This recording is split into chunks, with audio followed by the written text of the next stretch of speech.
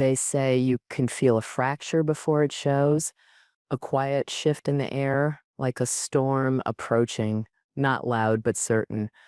That morning I felt nothing unusual. The sun filtered through my kitchen window just the way it had for 30 years. I stirred my tea, fed the cat, and walked to the mailbox at the end of my quiet little lane in Willoughby, Illinois. It was a Tuesday.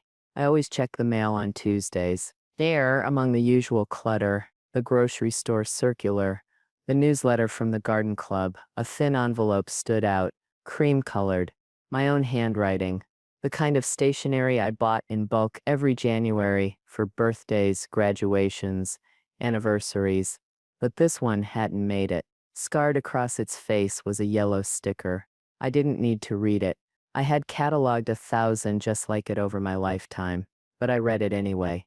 Return to sender. No forwarding address. The edges were crisp, unopened. My message, my love, had not even been looked at. It was the birthday card I had sent to Ivy, my granddaughter, her 16th. A delicate age, tender and dangerous. I had tucked a small silver pendant inside, a crescent moon, for wisdom, and a note in my practice cursive. To my brilliant Ivy, you are more than your reflection. You are what you choose to see in it. Happy birthday, my dear. Love, Grandma. And now here it was, rejected. The card had made the full journey, across counties and states, only to come back untouched, unclaimed. For 35 years, I had been head librarian at Willoughby Public Library. I was a custodian of voices, a guardian of messages. I believed, with a kind of sacred certainty, that words, once sent, meant something. To have mine returned, it wasn't just cruel, it was final. I held the envelope in my hand for a long time, letting the kettle scream on the stove behind me. And somewhere inside me, something small and quiet began to snap. Not with noise, but with clarity. They hadn't forgotten me. They had deleted me. And I, Clarice Monroe, who had spent a lifetime cataloging lost things, was about to find out what else they had erased. Before I was a librarian, before I was a mother, even before I was Clarice Monroe, I was just Clary, a quiet girl with ink-stained fingers, bare feet, and a hunger for stories growing up in a place the world rarely marked on maps. Summerbrook, Maine. That name might sound quaint, even invented, like something from the pages of a book, and perhaps it was, but to me it was as real and sacred as breath, nestled in a dip between two ridges. The town was no more than 3 blocks wide, hugged by pine forests, and a river that was more enthusiastic than large. We had one church, one diner, and one school where everyone learned how to spell perseverance by watching our teacher live it daily.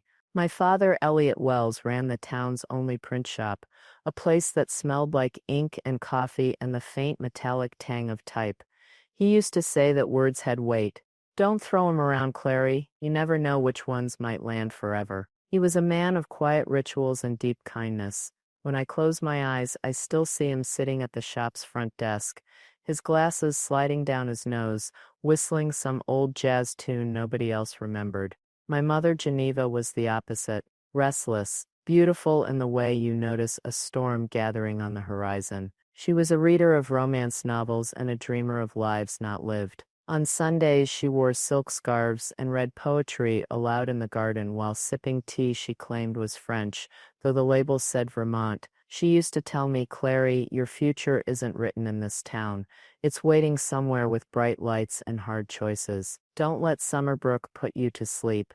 I didn't, but I also never hated it the way she did. Summerbrook was the beginning of everything I still loved. Quiet mornings, the smell of cedar in the rain, the sound of a page turning. It was there at age 6 that I learned to read by tracing the headlines of the Summerbrook Gazette with my fingertip, sitting on the library's worn carpet while Mrs. Bannon, the town librarian, fed me her own brand of magic, Austen, Baldwin, Shelley, and occasionally, when she was feeling playful, Agatha Christie. The library was no more than a single room in the town hall, but to me it was a portal. I knew early, maybe by 10, that I wanted to live among books, that I wanted my hands on the bindings of things that mattered. While other girls practiced twirling batons or learning to bake, I was learning the Dewey Decimal System and memorizing the biographies of dead poets. I left Summerbrook the week I turned 18, scholarship in hand, heart full of steel. My mother kissed my cheek like I was already halfway gone.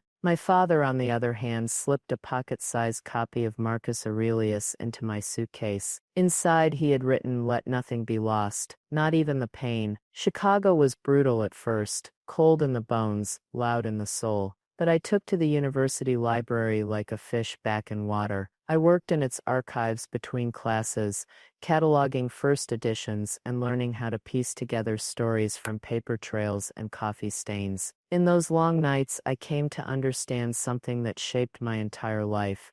It's not just the stories we keep that define us, it's the ones we choose to let go of. That's what terrified me about the return card from Ivy. It wasn't just a mail failure, it was a declaration. They had chosen to let go of me. My story was no longer one they cared to read, much less preserve. After college, I stayed in the Midwest, safer ground, far from the jagged emotional geography of my mother, who passed when I was 27, and my father, who died 2 years later with a newspaper folded on his chest, and the smell of printer's ink still clinging to his shirts. I married Leonard Monroe, a man who understood silence and structure. He loved libraries almost as much as I did, and we built a quiet, book-lined life in Willoughby. Our daughter Eloise was born on a blizzardy Tuesday. I remember looking down at her red, furious face and whispering, "You'll be your grandmother's dream, bright lights and all." I didn't know then how right,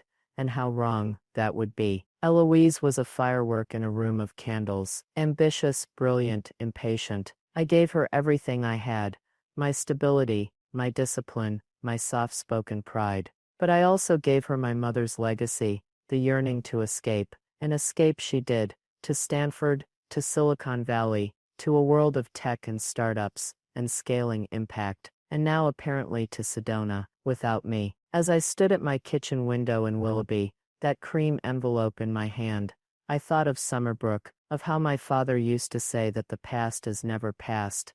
It just waits for you in the quiet. Maybe he was right. Maybe Summerbrook was still there, tucked inside me like an old folded map. And maybe it was time to find out where exactly I'd been erased. People think that a life is built from big moments, the graduations, the weddings, the new jobs and new cities. But I've found that the real pillars of a life are quieter. A dinner cooked without fanfare, a shared glance across a room, a hand held at just the right time, the weight of a familiar coat placed on your shoulders when the wind rises. That's how Leonard loved me. We met, like many shy people do, in the quiet in-between. I was 28, working the archives desk at the Chicago Public Library. He was a philosophy professor from the community college across the street, always coming in late on Thursdays to check out worn translations of Plato or essays on Stoicism.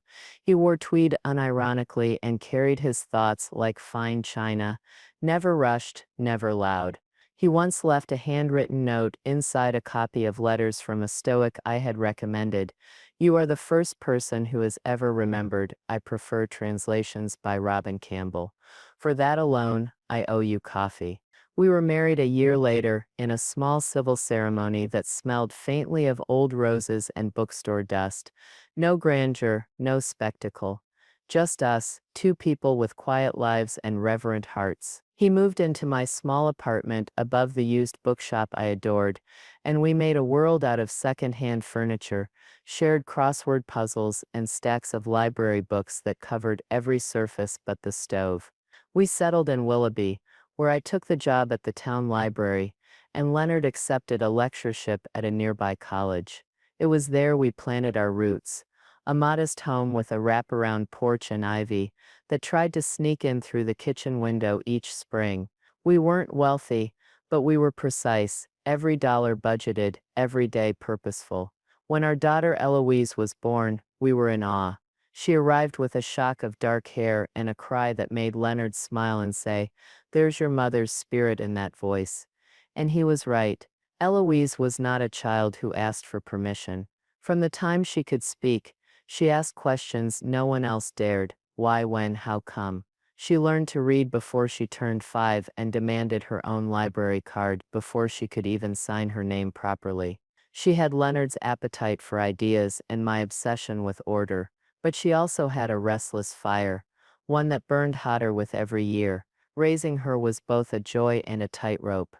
I watched her outgrow the boundaries of our little town before she was even in high school. While Leonard taught her Latin declensions and I tried to pass on the patient quiet of books, Eloise was already dreaming of cities with skylines and offices made of glass. We encouraged her.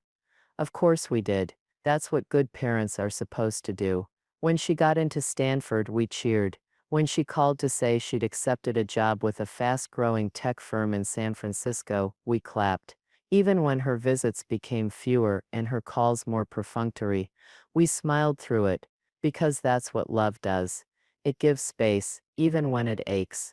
Leonard passed away suddenly on a Tuesday morning, a heart attack. There was no warning, no slow goodbye.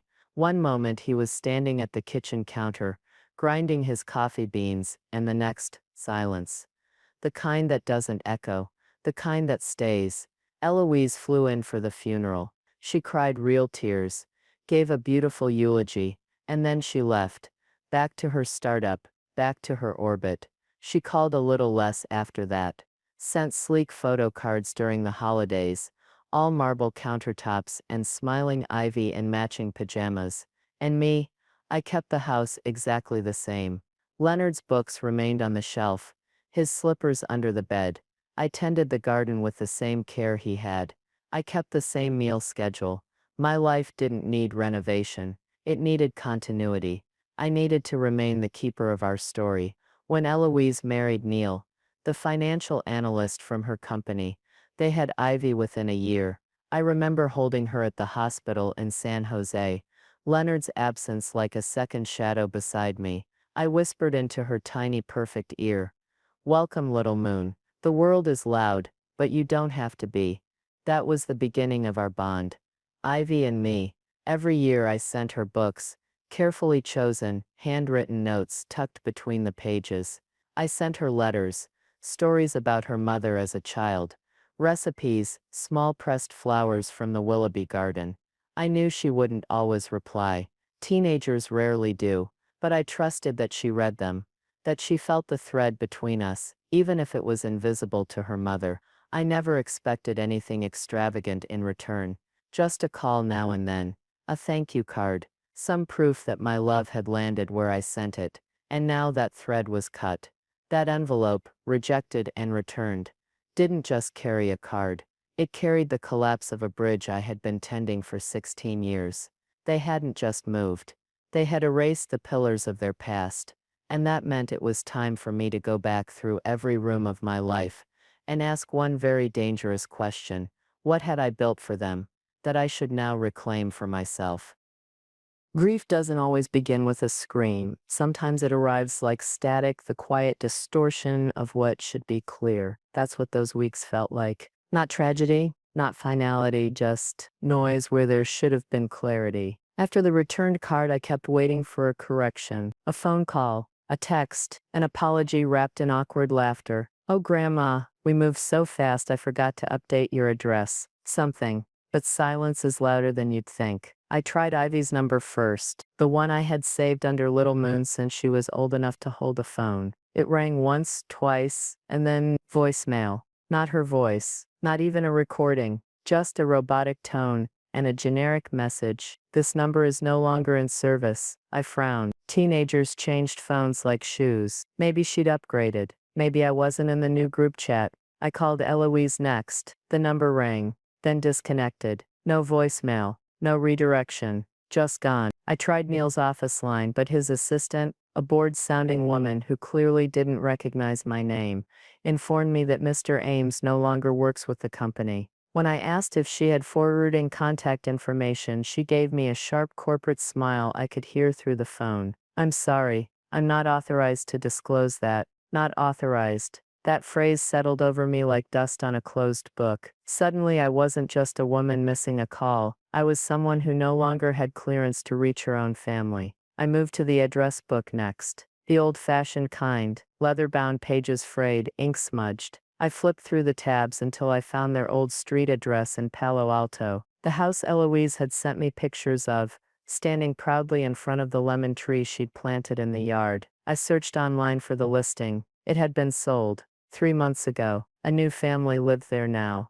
The image on the real estate website showed a Labrador on the porch and a child's scooter leaning against the mailbox. It was like watching your reflection fade from a photograph you weren't even in. I tried one more thing. I logged into Facebook, a platform I rarely used anymore, except to keep tabs on distant relatives and the occasional library fundraiser. Ivy's profile was gone. Neil's hadn't been updated in a year. Eloise's account was still active, but strangely scrubbed. No photos, no updates, just a minimal bio that read, intentional living, present over past. I stared at that line for a long time. Present over past. That's what they were doing, wasn't it? Cutting the past loose so they could float freely in the curated now. I had become ballast. I didn't want to believe it. Not fully. Not yet. Because believing it meant reconfiguring the entire narrative I had held on to for years, that we were a family, that I mattered. Instead, I convinced myself it was some grand misunderstanding.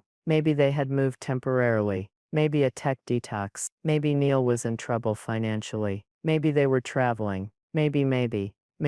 I even walked to the post office again, asked the clerk, a young man named Travis who looked barely out of high school, whether there might have been a forwarding address on file that had slipped past the sticker. He looked at the envelope, shook his head. No forwarding filed, ma'am. Looks like a permanent move. Permanent. I walked home slower than usual that day. The wind had picked up, and the ivy on the side of the house thrashed like it was trying to peel itself off the wall. I remember thinking that even the plants knew how to let go. That night I sat on my porch, wrapped in the old green cardigan Leonard used to wear on rainy mornings. I clutched the returned envelope like a confession, still unopened, still heavy with the silver pendant I had hoped Ivy would cherish. I thought about all the silences, small ones, quiet ones, that had been adding up over the years. The missed birthdays, the late thank you notes, the way Eloise's emails had shifted from Love Mom to Best Eloise. It hadn't been sudden. It had been incremental. I had mistaken the slow erosion for weather, but this wasn't a storm. It was an excavation. They hadn't just forgotten me. They had erased me, carefully, cleanly, deliberately, like my existence had been a typo in the narrative of their success. And the most devastating part, they thought I wouldn't notice. But they had forgotten who I was. I had spent decades cataloging stories, watching what people left behind, what they tried to hide between the lines, and what they assumed would go unnoticed. They had chosen silence. I would choose clarity. They had chosen to disappear. I would choose to find out why. The first time I held a library barcode scanner, it felt like holding the future. A red beam of light whispering secrets from a little black strip on the back of a book. In my 20s, that was magic. In my 80s, I found myself facing a different kind of magic. Colder, less romantic. The kind that doesn't whisper but shouts in perfectly curated pixels. The kind that tracks your footsteps across the internet, even as it buries your past under soft gradients and smiling selfies. I needed answers and I knew exactly where to look online, but I also knew I'd need help. So I walked 2 doors down to see Mateo, the high school senior who occasionally shoveled my walk in winter and fixed my printer when it threw tantrums. His room always smelled like pizza rolls and Mountain Dew, and he spoke in half sentences punctuated by clicks of a gaming mouse. But he was smart and kind. Need some help with a search? He asked, not bothering to pause his game. I need to find my granddaughter, I said, holding the returned envelope in my hand like a warrant. She didn't die, she disappeared. He paused the game. 10 minutes later, we were sitting side by side at his cluttered desk, the glow of his second monitor casting strange shadows on the walls. I handed him Eloise's full name. Ivy's too, Neil's last known employer. Mateo's fingers danced across the keys with the ease of someone fluent in a language I only ever learned phonetically. He opened public record databases, scraped cached LinkedIn profiles, even tracked domain names registered in Neil's name. It was all there, hidden in plain sight. They hadn't disappeared. They had rebranded. New address, Sedona, Arizona. New company Tetherlight. A wellness startup focused on digital detox and intentional living. New house. A $1.3 million Adobe-style home with solar panels, cactus gardens, and a security gate. But it was Eloise's new identity that hit me hardest. She had become an influencer, not just someone with a blog. She had a platform, a carefully curated online presence called Living the Shift, where she posted pastel-filtered videos of herself meditating on red rocks, sipping green juice, arranging minimalist bookshelves by color, and she wrote. Oh, how she wrote. Beneath one particularly serene photo of Ivy in a flowing white dress, Eloise's caption read, "We've learned the power of conscious detachment. Not all ties are meant to bind forever. Sometimes healing means releasing the weight of inherited expectations. The past served us, but it no longer defines us. We are writing our own lineage now. Soft, slow, unburdened." I stared at those words like a punch I hadn't braced for. Inherited expectations. Was that what I had become? Not a grandmother, not a loving presence, but an expectation. Mateo clicked on a blog post titled Our Quiet Goodbye. The thumbnail was a photo of their new mailbox, sleek black, embedded in a desert stone wall. Eloise's words unfurled in that same glacial, passive-aggressive poetry. Letting go is not always a ceremony. Sometimes it's as simple as a choice not to send the holiday card, not to answer the call, not to explain. We chose silence, because explanation can become a trap, a performance for the past. We've made peace with our decision. This new life is ours. No strings attached. No strings attached. Those were her exact words. The same phrase she had used in the blog title about Ivy's birthday, the one I hadn't been invited to, hadn't even known had passed. I didn't cry. The tears had already been spent in quiet, unseen ways over the years, one at a time like slow leaks in a sealed jar. Instead, I felt something colder, sharper, a clarity that cut through the grief, like a blade through fog. She hadn't lost me. She had cut me. Surgically, strategically, publicly. I looked at Mateo, who was frowning at the screen. "I'm sorry, Mrs. Monroe," he said softly. "This is messed up." I reached out and gently closed the browser tab. "It is what it is," I said. But that was a lie, because what it really was a message. One wrapped in trendy language, spiritual pretension, and filtered smiles, but still a message. And if there's one thing I've done my whole life, it's deliver messages. They had gone to great lengths to delete me, to curate a version of reality that was free of anything unpolished, unplanned, or unprofitable. But what they forgot was this: the truth is not always what you post. Sometimes it's what you return unopened. I stood up from Mateo's desk, placed a $20 bill on the keyboard as thanks, and walked back home through the late afternoon haze. I wasn't hurt anymore. I was awake. And the librarian in me, the one who had spent a lifetime archiving other people's endings, was finally ready to write her own.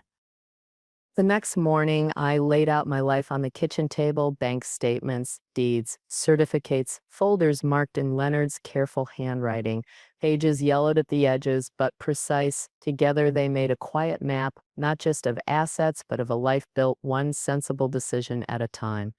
The house I still lived in, the retirement funds Leonard had nurtured like seedlings, the pension from my years at the library, the modest royalties from a local history book I once co-wrote, still reprinted every few years for school curriculums, and a small collection of first editions, mostly signed, mostly obscure, but deeply loved. Together it was not wealth by Eloise's standards, but it was legacy. And for years I had imagined that legacy flowing naturally from me to her, to Ivy, a grandmother's final offering, the quiet handoff of a life's worth of love. But not anymore. They had marked themselves no forwarding address. So I made a decision. I would stop forwarding, and I would start choosing. That afternoon I called Paul Richter, my lawyer. We'd met decades ago when Leonard and I first drew up our wills.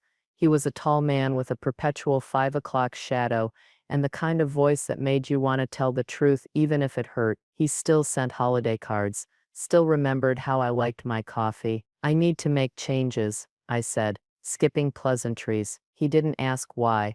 By the time I arrived at his office 2 days later, I had made my list. At the top, a full disinheritance of Eloise Ames and all her direct descendants. Paul raised an eyebrow when I said it. Are you certain? I am, I said, steady as the line under my name on a library card. He nodded. We'll draft it today, and if I may suggest, let's make it public. I tilted my head, meaning, a legal notice, he explained. We publish the amendment in a paper local to their new address. It creates a documented trail. A formality, yes, but one with teeth. They'll see it, and they can't pretend they didn't. I smiled, a slow, tired smile, a librarian's version of an announcement. Paul chuckled. Exactly. I gave him the address in Sedona, which I had found thanks to Jessica's eagerness to geotag every wellness smoothie she drank. Then I slid a piece of paper across the desk, my new list of beneficiaries. At the top were two names, Maya and Theo, Sarah's children, the ones Eloise had left behind when she had decided her future didn't include an ex-husband or the twins they'd had when they were barely out of college, the ones I hadn't seen in years but had never stopped thinking about. Maya, now 19, studying to become an electrician. Theo, 20, working part-time and studying engineering. Two young adults who had done nothing to earn my love, except continue to exist in a world that had tried to forget them. They had been the forgotten pages in someone else's story. It was time they became the protagonists in mine. Paul looked at the paper, then back at me. Do they know? Not yet, I said, but they will. We spent the next hour redrafting the will. I had never felt more lucid. Each clause felt like a correction in a book that had gone too long unedited. The house would be sold, the funds divided into a trust for Maya and Theo's education. My pension and retirement accounts would be placed into a secondary trust to support them as they built their lives, not as a reward, but as an investment in resilience. My rare books would go to the Willoughby Public Library, in a new wing I asked to be named the Quiet Room, in Leonard's honor. Finally, at the very end of the document, I asked Paul to include a single sentence. To those who chose silence, this is your echo. He looked at me for a long time after I said it. Then he nodded. When I left the office, I felt lighter, not vindicated, not victorious, just unburdened. That night, I lit a single candle at the kitchen table. Next to it sat the returned envelope, still unopened. I didn't need to open it now. It had served its purpose. A symbol, not a communication. They had sent me back my love like it was junk mail. I was sending them back their inheritance. No strings attached. The next morning, Paul sent the legal notice to the Sedona Star, a small, quiet block of text in a sea of classified ads. Be it known that all previously named beneficiaries of the Monroe Living Trust have been removed and replaced, effective immediately. A formal shift, a new shelf label. The ledger had been redrawn, not out of anger, out of clarity, because love is not an obligation, and family is not a blood contract. It is a choice, and choices, once made, carry weight, and I was finally choosing myself. I had spent a lifetime sending letters, love letters, condolence notes, overdue notices, recommendation letters, birthday cards, wedding RSVPs, thank you notes, and just because postcards. I believed in the written word like other people believed in God. It was how I stitched my life into the world, but this would be the last one. It had to be perfect.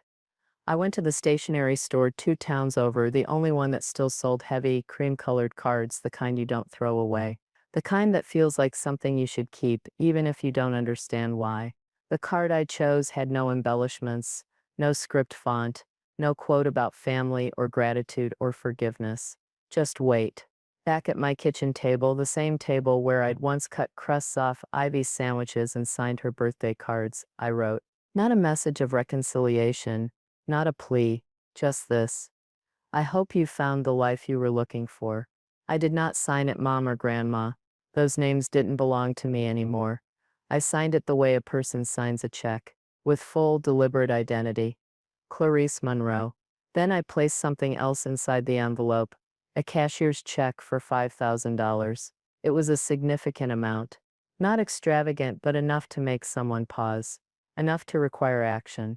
They'd have to choose to accept it, sign it, deposit it, acknowledge it, or they'd have to reject it, and in doing so confirm what I already knew.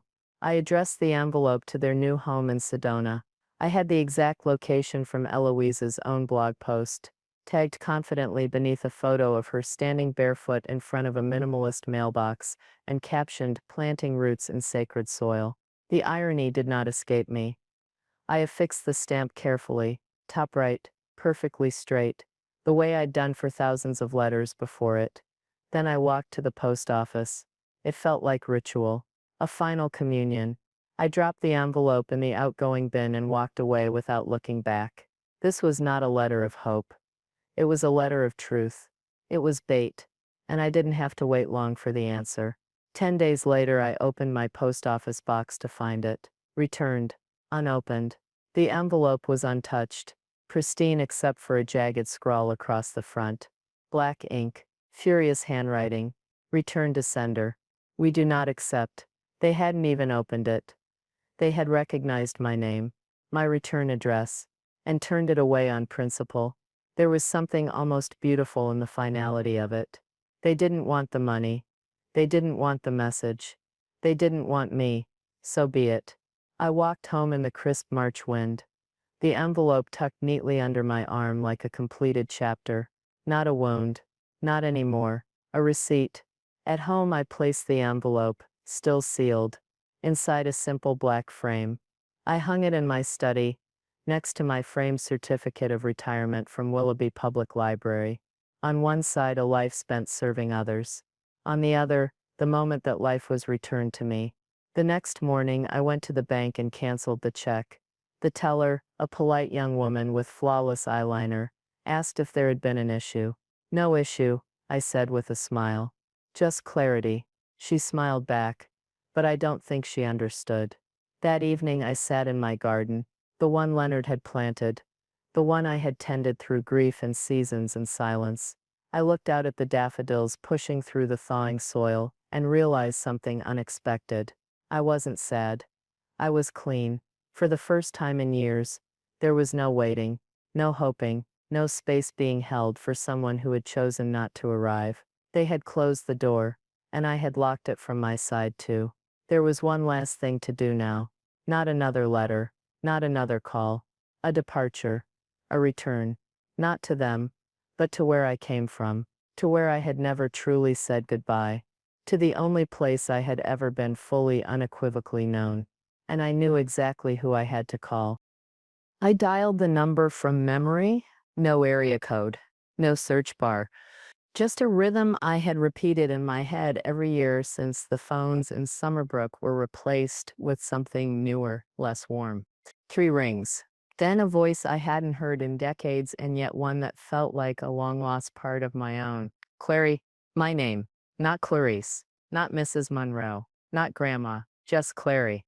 It was Ruth, my younger sister. The keeper of my childhood, the last page of a chapter I had never quite finished. Her voice cracked slightly with age, but it still carried the same lilt, half music, half rebuke. I closed my eyes. The weight of the past slid off my shoulders. "I'm here," I said softly. For a long moment, she didn't respond. I heard her breathing. I imagined her in the kitchen of the old family house, the chipped teapot still on the stove, her garden apron smudged with earth, the radio playing faintly in the background. Then finally, "When are you coming home?" She had asked that question every Christmas card, every birthday letter, every silent prayer across the ocean. And for the first time, my answer was different. "I'm already on my way." I didn't have to explain. She didn't ask. In the silence that followed, there was nothing but understanding.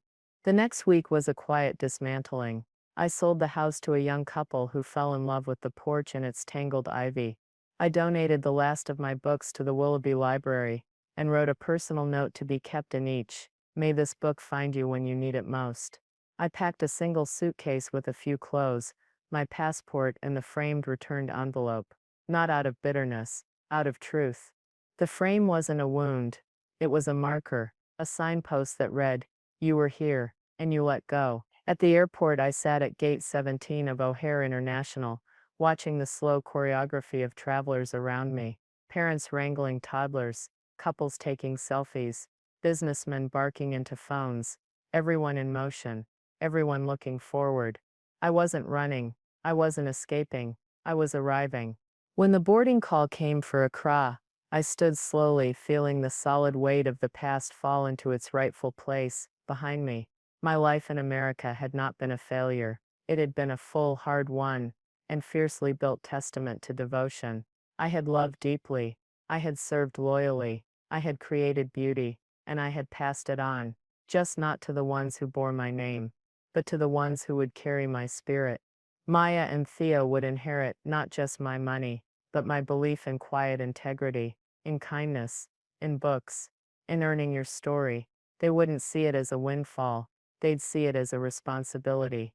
That was my true legacy. And now I was ready to return to the place where stories began, the place where my father had taught me to weigh my words, and my mother had taught me to never let a small town cage a big spirit. Summerbrook. As the plane lifted, I watched the Chicago skyline shrink, dissolve, vanish. No grief, just breath, just space, just beginning. When I landed in Accra, the air hit me like a memory, thick with heat and red dust, and the scent of mangoes overripe on the branch. I hadn't felt that in 50 years. I stepped outside into the crowd, and there she was. Ruth. She was smaller now, her shoulders hunched, her hair snow white, her eyes watery, but unmistakable. She opened her arms without a word. I stepped into them. She whispered, "You're home now." And I was. Later that week, I stood barefoot in the garden of our childhood home. The earth was warm beneath my feet. A small stack of books beside me, the same titles I had carried for decades, wrapped now in plastic to protect them from the rain. I planted them like seeds under a neem tree, not to be read, to be remembered. One final act of faith in the power of stories. My name is Clarice Monroe. Once I was a mother, a librarian, a believer in connection. Now I am Clary again, a daughter of Summerbrook, a woman who left to build a life, and who returned to claim her name. Because home is not a house. Home is where your story still matters, even if no one else reads it.